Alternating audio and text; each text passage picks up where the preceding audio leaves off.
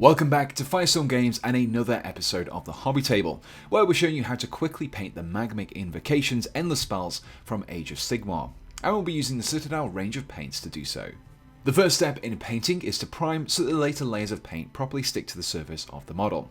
As you can see, I've chosen to use a white primer for this task, as it allows us to apply our washes over the top to create that fiery effect. For the bases areas, I've also used a black primer, as this will work as a perfect colour for the volcanic rock. The first task after priming the white areas is to apply an all-over wash of Cassandora Yellow. Applying over the white base coat will result in a bright yellow coloration, which will serve as the hottest areas of the molten rock. Once the wash is dried, we next want to dry brush everything with some Fyreslayer orange. To dry brush, load up a large brush with some paint and drag it across a piece of paper or tissue so only a little paint remains in the bristles. Then, quickly drag the brush over your surface, focusing on the hard edges and details.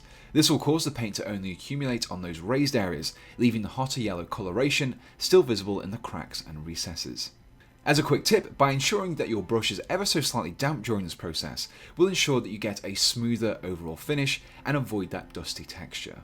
Using the same dry brushing technique as before, apply a layer of Mephiston Red over the top of the orange. Try to cover a smaller area than before so that you create a smooth transition from the yellow to the orange and finally to the red. To finish off the lava effect, hit your fiery areas with another light dry brush of Abaddon Black on the more pronounced areas. This will create the appearance of smoke or hardening rock forming at the cooler points of the model. For the volcanic rock of the bases, we want to dry brush over the black base coat that we already have with some Mechanicus standard grey. This will help to bring out the details such as the cracks in the shattered rock. And here we have the finished Magmic Invocations that have been fully assembled and based with some textured paint.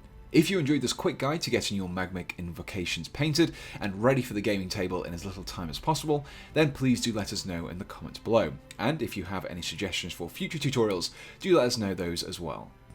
You can find this kit and all of the paints used in this video on the Firestorm Games web store for at least 10% off the RRP, and you can find a link to the site in the description below. And so we just want to finish off by saying a big thank you for watching this video, and we hope to see you again on Firestorm Games.